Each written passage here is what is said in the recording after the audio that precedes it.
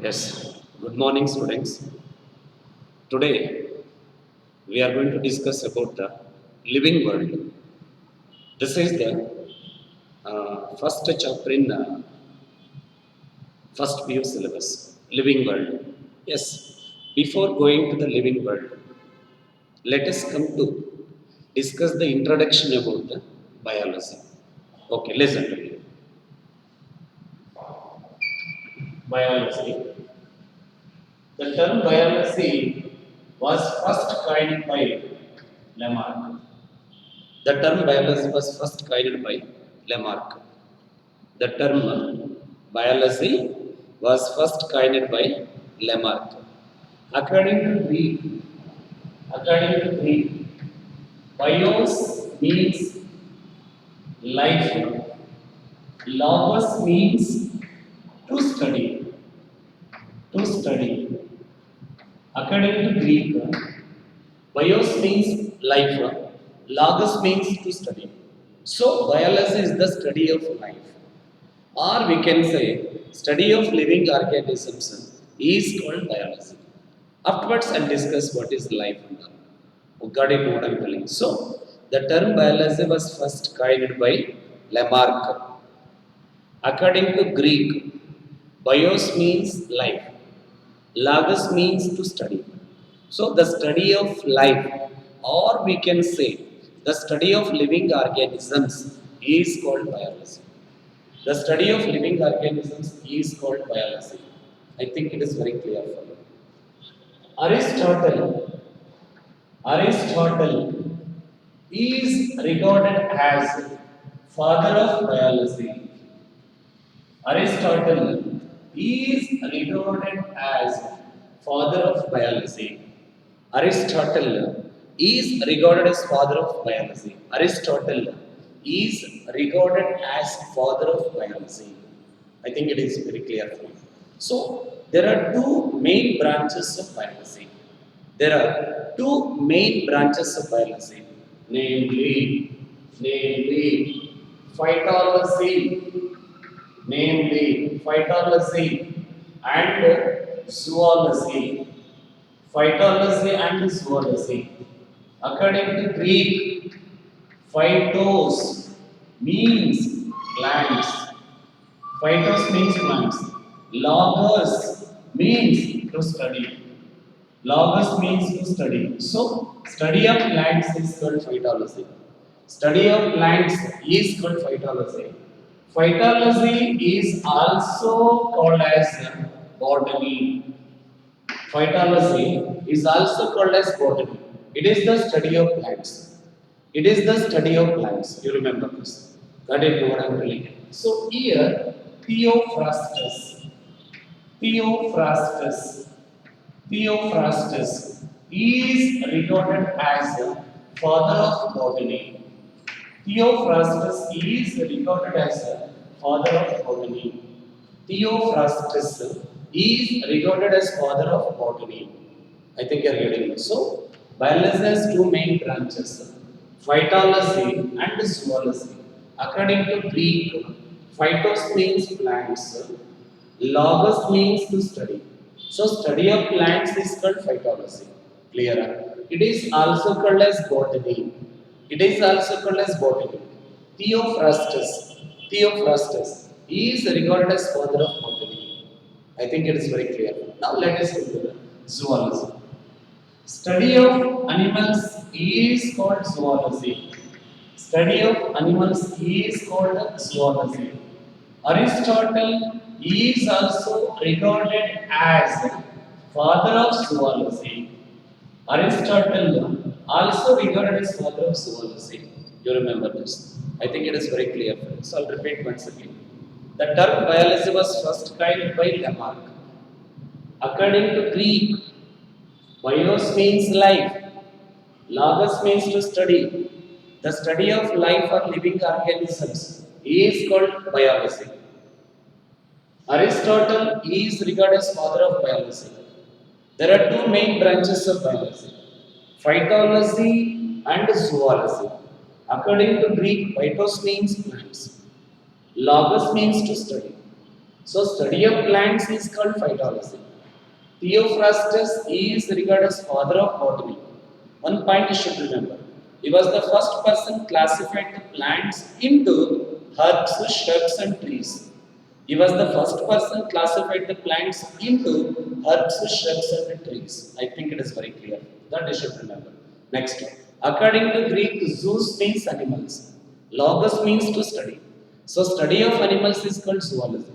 Aristotle is regarded as father of zoology. One point you should remember. Aristotle is regarded as father of biology as well as father of zoology. Clear? So these are the two main branches of biology. So many are there, but these are the main branches. Clearly. Okay. Now let us come to the before going into the living or life. Let us come to the what is the meaning of biodiversity. What is the meaning of biodiversity? Biodiversity. The term biodiversity was first coined by Walter and Rosen. Walter and Rosen in 1983. The term biodiversity was first coined by Walter and Rosen in 1983. Walter and Rosen in 1983. In a simplest sense, it could be defined as some total of species richness. This is very simple definition for the biodiversity. So it can be defined as some total of species richness. Biodiversity. The term biodiversity was first coined by Walter and Rosen in 1983. In a simplest sense, it can be defined as some total of species richness. Some total of species richness. That is, biodiversity comprises all the species of plants, animals, and microorganisms. So that is the meaning of this sentence. Some total of species richness. That means biodiversity comprises all the species of plants, animals, and microorganisms. So this is the definition of the biodiversity. I think it is very clear. So what I have written once I am going to repeat here. So the term biology was first coined by Lamarck. It is a Greek word. According to Greek, bios means life. Logos means to study. Study of life or living organisms is called biology. As we discussed, Aristotle is regarded as father of biology. Got it? There are two main branches in biology: phytology or botany, and zoology. Phytology is the study of plants. Okay, Theophrastus is regarded as father of botany. As I said, he was the first person classified the plants into herbs, shrubs, and trees. Then zoology is the study of animals. Aristotle is regarded as father of zoology. Got it? Then the term biodiversity was first coined by Walter and Rosen in 1983. In a simplest sense, it can be defined as some total of species richness. That is, biodiversity comprises all the species of plants, animals, and microorganisms. Clear? Okay. Now let us go to the what is living. Let us come to the what is living. What is living? What is living? What is living? Okay. I would like to say that a state of being alive. You will have to remember this. A state of being alive. A state of being alive is called living. A state of being alive is called living. This is the very simplest definition for the living action. Got it? What I'm telling you. A state of being alive is called a living. So living organisms, they show different types of characteristics. By remembering or defining these characters, we can say these are the living or non-living things. Okay, first let us come to the what are the important characteristics of the living organisms. The characteristics of living organisms are the characteristics of living organisms are one is the cellular organization. One is the cellular organization. Second one is the growth and development. Growth and development. Cellular organization. Growth and development. Growth and development. Growth and development. Reproduction. Reproduction. Reproduction. Metabolism. Metabolism. Reproduction. Metabolism. Consciousness. Conscious. Consciousness. Consciousness and movement. And movement. So these are the characters of living organisms. So what I have listed, all these are the characters of living organisms. One is the cellular organization. One by one later I am going to explain with examples. Okay, first listen to me. Cellular organization. I think it is very clear for you. Growth and development, reproduction, metabolism, consciousness and movement. Consciousness and movement. Once again I go to list. Cellular organization, growth and development, reproduction, metabolism, consciousness and the movement. All these are the characters of the living organisms. I think it is very clear for you. Following now. Okay. Now one by one we are going to discuss. First let us come to the cellular organization. You know that all living organisms made up of or consist of one or more cells. All living organisms consists of one or more cells. I think you know that based on the number of cells, organisms are of two types. I think you studied that actually. They are unicellular organisms. Unicellular organisms.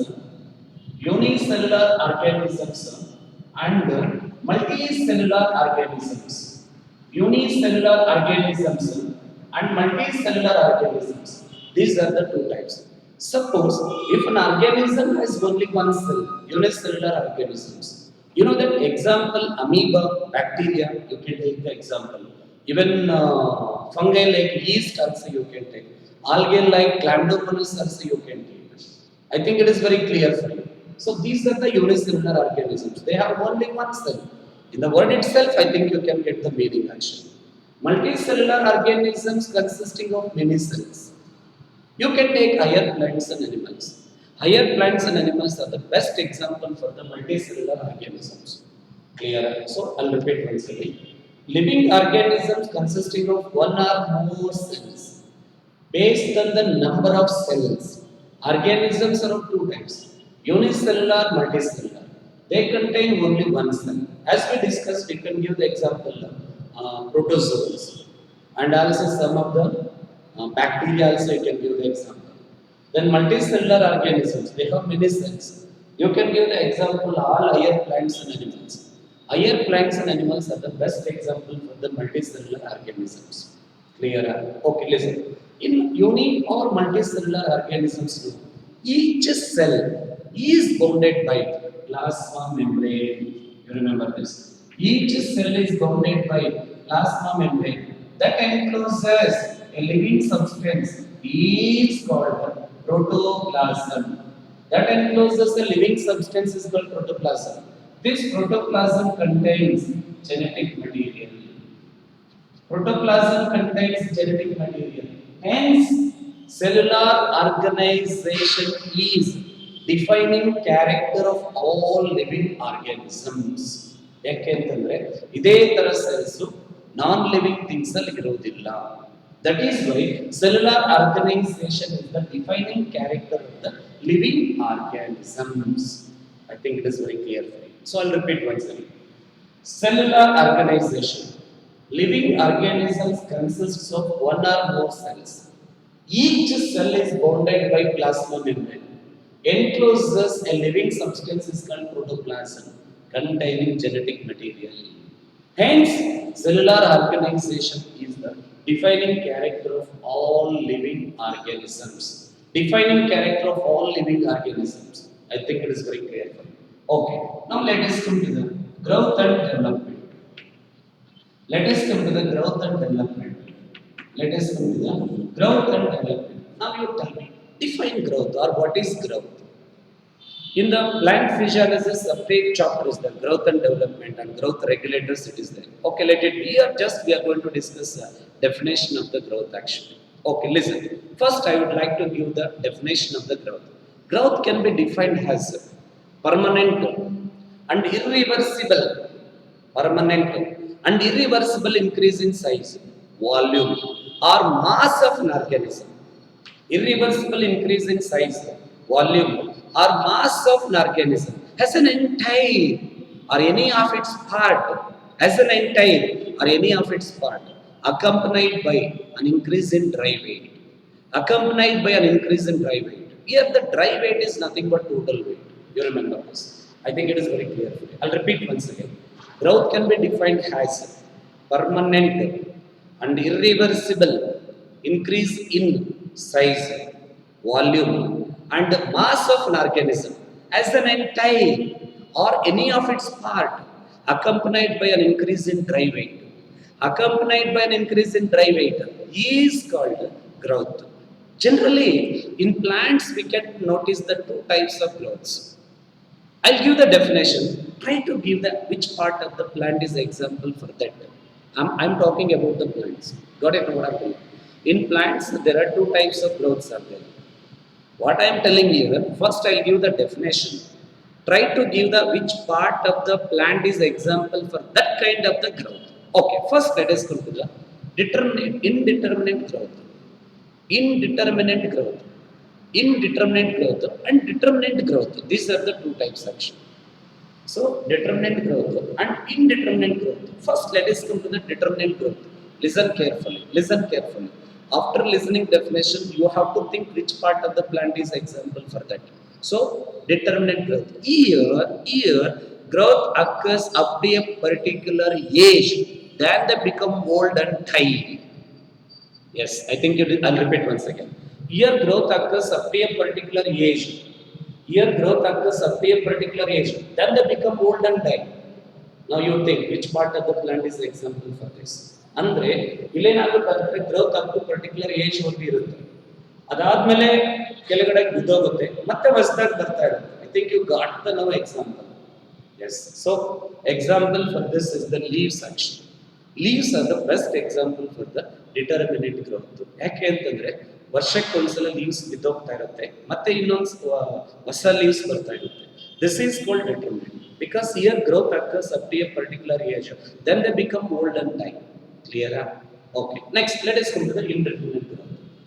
Yes, I'll give the definition. Try to remember the examples, which part of the plant is for that. Indeterminate growth. Here growth occurs throughout the life of an organism. Here growth occurs throughout the life of an organism. ಅಂದ್ರೆ plant ಎಷ್ಟು ದಿನ ಬದುಕಿರುತ್ತೋ ಅಷ್ಟು ದಿನಾನು growth ಇರುತ್ತೆ. I think you got the which part of the plant is the example for that. So I can give the example for this. Roots and stem. Roots and stem. These are the two types of growths we can find in plants. Determinate here growth occurs up to a particular age. Then they become old and die. Example leaves. Indeterminate here growth occurs throughout the life of an organism.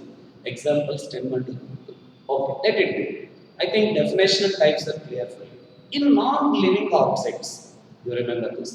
Non-living objects, I can give the example mountains and soil molds. Non-living objects, we can take the example mountains and soil molds. They show external growth. They show external growth due to deposition of the substances or materials on their external surface or outer surface. Got it? This type of growth is called accretion. So this type of growth is called accretion. You remember this. This type of growth is called accretion. I think it is very clear. In non-living objects, you can take the example mountains and soil molds. They show the external growth due to the deposition of the some materials on its outer surface, on their outer surface, on their outer surface. This type of growth is called accretion. I think you are getting it. So I'll repeat once again. Non-living objects like mountains and soil molds, they show external growth due to deposition of the some materials on their outer surface. This type of growth is called accretion. Clear? Next. In all living organisms, growth always takes place from inside. Growth always takes place from inside. This type of growth is called. This type of growth is called. This type of growth is called interception. Okay, this type of growth is called interception. Interception. So this type of growth is called interception. You remember this. So these are very important. Accretion means they show external growth. Interception, they show inside growth. This is in non-living organisms. This is in living organisms. I think it is very clear for you. So, in non-living objects like mountains and soil mounds show external growth due to the deposition of the some materials on their outer surface. This type of growth is called accretion. In the living organisms, growth takes place from inside. This type of growth is called interception. This type of growth is called interception. I think it is very clear for you. Clear? So, in one point in the non-living objects also we are finding the growth. In the living organisms also we can find the growth. So that is why growth is not a defining character of living organisms. Got it what I am telling you? So non-living objects are also shows the growth. Living objects are also showing the growth. That is why growth is a non-defining character of the living organisms. I think it is very clear. In multicellular organisms, growth takes place by the cell division. Growth takes place by the cell division. Plants, they show growth throughout their life. Just now we have discussed indeterminate growth. Lifelong growth. Plants show growth throughout their life. Got it? But animals show the growth only a certain age. In animals, growth occurs only a particular age. A age ಆದ್ಮೇಲೆ growth ಇರೋದಿಲ್ಲ. A age ಆದ್ಮೇಲೆ growth ಇರೋದಿಲ್ಲ. But plants, okay, they show the growth throughout their life. But in animals, growth occurs up to a particular age or up to a certain age. So that is why growth is not a defining character of all living organisms. I think it is very clear for you. So I'll repeat once again what we have discussed. Growth can be defined as a permanent and irreversible increase in size, volume, or mass of an organism as an entire or any of its part accompanied by increase in dry weight is called growth. There are two types of growth in plants. Determinate growth, indeterminate growth. Determinate growth occurs up to a particular age, then they become old and die. Example, leaves. Indeterminate year growth occurs throughout the life of an organism. Example, stem and root. Non-living objects show the external growth due to the deposition of the some materials on their outer surface. This type of growth is called accretion. Living organisms growth takes place from inside. This type of growth is called interception. This type of growth is called interception. I think it is very clear for you. Got it? In multicellular organisms, growth occurs by the subdivision. Got it? What I am telling you? Growth occurs by the cell division. Plants, growth occurs throughout their life. In animals, growth occurs up to a particular age. Since the character of the growth can notice both non-living and living objects now, hence growth is not a defining character of the living organisms. I think it is very clear. So this is the second character. Oh, now let us go to the third one is the metabolism. Third one is the metabolism. Metabolism. In a simplest sense, it can be defined as some total of chemical reactions. Some total of chemical reactions occurring in living organisms. Occurring in living organisms is called metabolism. This is very simple definition. Some total of chemical reactions occurring in living organisms is called metabolism. Some total of chemical reactions Sum total of chemical reactions occurring in living organisms is called metabolism. It has the two parts. It has the two parts. One is the anabolism. One is the anabolism. Another one is the catabolism. Anabolism and catabolism. These are the two parts of the metabolism. Anabolism and catabolism. First, let us come to the anabolism. It is nothing but buildup of protoplasmic mass. In animals, we can say that synthesis of proteins from amino acids is the anabolic process. In plants, we can say that photosynthesis is the anabolic process. In plants, we can say photosynthesis does the anabolic process. I think you know that photosynthesis, anabolic process by which green plants synthesize the carbohydrates from carbon dioxide, water in the presence of sunlight and chlorophyll. So this is the photosynthesis. Is the anabolic process as in case of plants. You remember this. So synthesis of proteins from amino acids is also anabolic process. Photosynthesis is also anabolic process. It is noticed only in plants. As I said during this process, green plants synthesize the carbohydrates from carbon dioxide, water in the presence of sunlight and chlorophyll.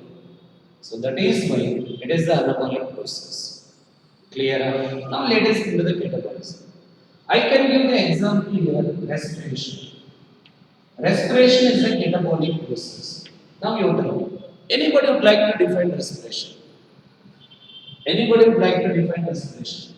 Respiration is a catabolic process. Respiration is a catabolic process. Respiration is a catabolic process.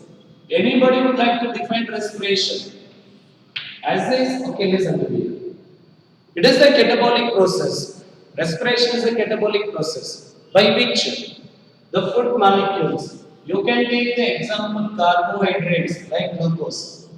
Carbohydrates like glucose undergoes oxidation to release carbon dioxide and water.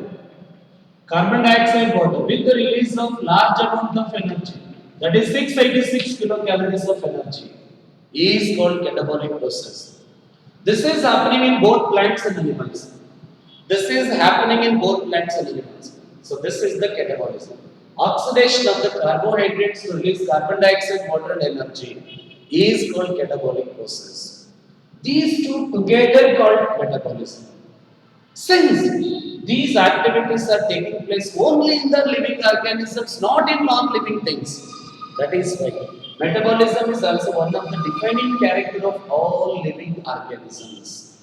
Metabolism is the defining character of all living organisms. Clear?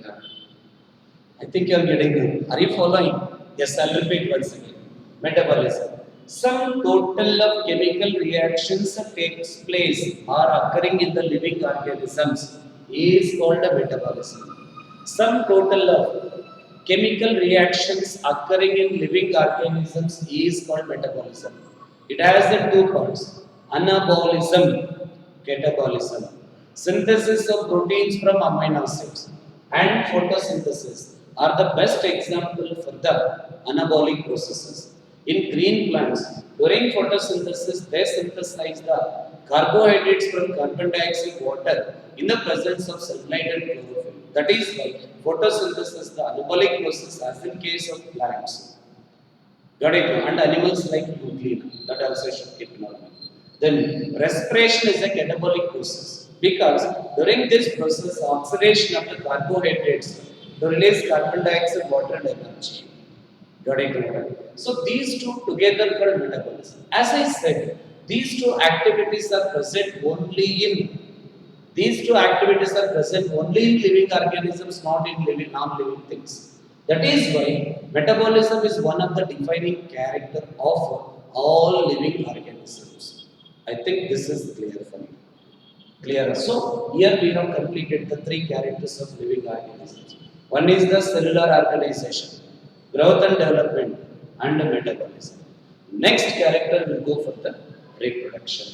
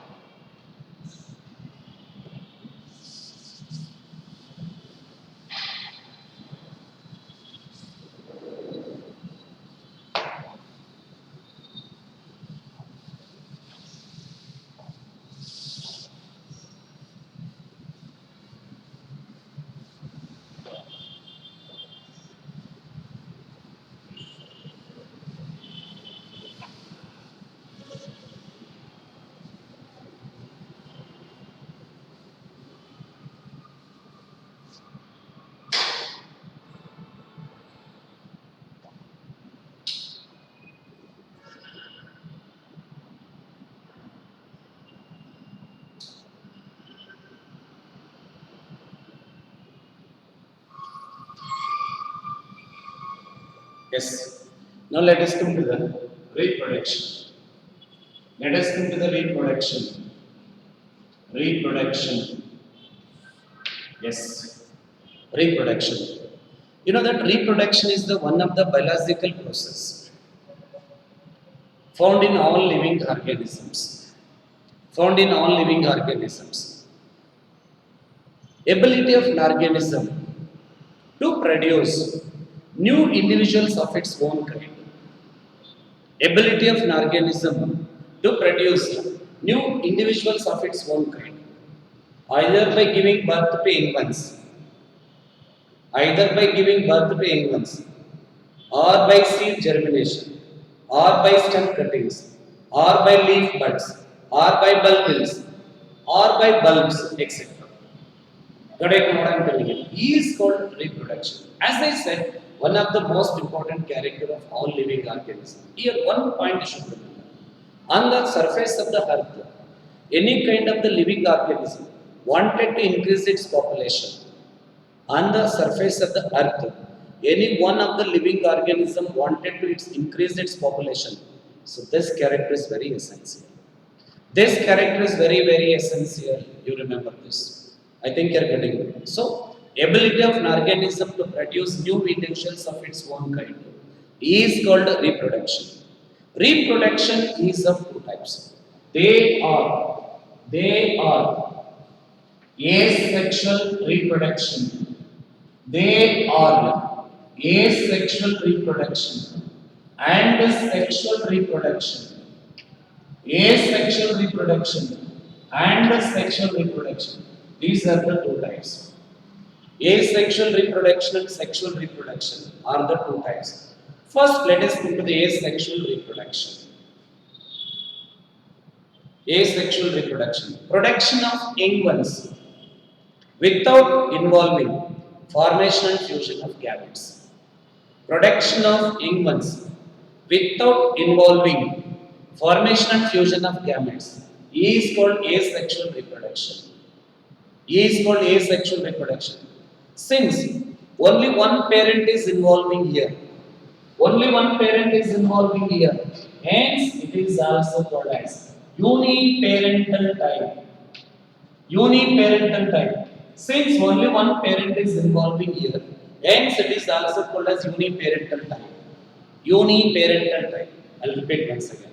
Production of young ones without involving formation and fusion of gametes. Formation and fusion of gametes is called asexual reproduction. Since only one parent is involving here, hence it is also called as uniparental type. The offspring produced by asexual reproduction, morphologically and genetically similar to their parents. Morphologically and genetically similar to their parents. Hence they are called clones of their parents. Hence, they are called clones of their parents. You remember this. During asexual reproduction, the organisms will not get any kind of the new characters. What are the characters are there in the parents? Same characters we can find in the offspring actually. They won't get any kind of the new characters. That you should keep in our mind. I think it is very clear for you. So I'll repeat once again. Production of young ones without involving formation and fusion of gametes is called asexual reproduction. Since only one parent is involving here, hence it is also called as uniparental type. The offspring produced by asexual reproduction, morphologically, genetically similar to their parents, hence they are called clones. As I said, the offspring produced by asexual reproduction will not get any kind of the new characters. Which are the characters are present in the parents? Same characters we can find in the offspring. Clear? Okay, now let us come to the sexual reproduction. Production of young ones involving formation and fusion of gametes.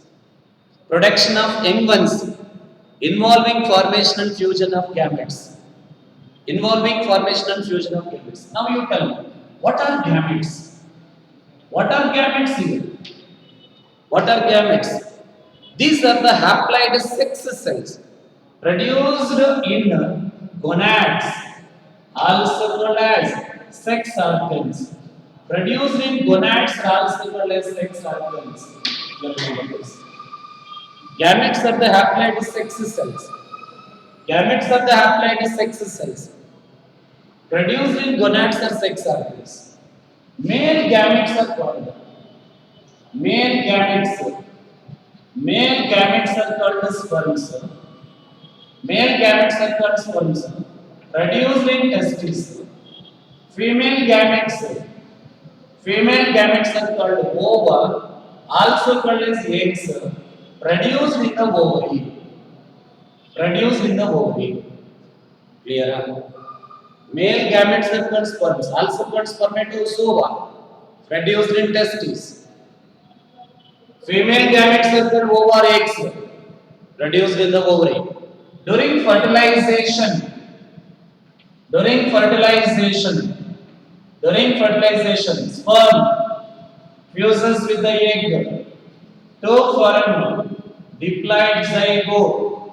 To form diploid zygote. This zygote develops into an embryo. This zygote develops into an embryo. Listen carefully. During fertilization, sperm fuses with the egg to form a diploid zygote. Zygote develops into an embryo. Listen. Here, there are two parents are involved. One is the male parent, another one is the female parent. One is the male parent, another one is the female parent. Hence, sexual reproduction is also called as biparental type. Sexual reproduction is also called as biparental type. You remember this. Got it? What I'm telling you. One point you should remember. The offspring produced by sexual reproduction, definitely they show the superior characters when compared to their parents. When compared to their parents, that you should keep in our mind. I think you're getting it. So that details you are going to study in other chapter section. Okay, I'll repeat once again. Ability of an organism to produce new individuals of its own kind is called reproduction. Is called reproduction. It is of two types, asexual and sexual. Production of young ones without involving formation and fusion of gametes. Since only one parent is involving here, uniparental type. Offspring produced by asexual reproduction, morphologically, genetically similar to their parents. Hence, they are called clones. Then, production of young ones involving formation and fusion of gametes is called sexual reproduction. Gametes are the haploid sex cells. Haploid sex cells produced in sex organs or gonads. Male gametes are called sperms or spermatozoa produced in testes. Female gametes are called ova or eggs produced in the ovary. During fertilization, sperm fuses with the egg to form a diploid zygote, develops into an embryo. Since the two parents are involving here, one is the male parent, another one is the female parent. Hence, sexual reproduction is also called as the biparental type. Sexual reproduction is also called as biparental type. I think it is very clear for you. Got it? What I'm telling you. Now, let us compare. Okay, asexual reproduction. Asexual reproduction. Asexual reproduction. Commonly noticed in lower organisms. Commonly noticed in lower organisms. Lower organisms. Got it? What I'm telling you. I can give the example here. I can give the example here. Lower organisms like Hydra yeast reproduces asexually by the body. Asexually by the body. So this details you are going to study in second and first chapter. It is there. Budding is of two types: external budding and internal budding. If the bud develops outside the parental cell, external budding. So in Hydra yeast, we can see the external budding. So I'll repeat once again. Asexual reproduction commonly noticed in lower organisms. Here, lower organisms like Hydra yeast reproduces asexually by the external budding, or you can say that budding only. I think it is very clear for you. Yes. Now you take small break. Afterwards, I'll continue this.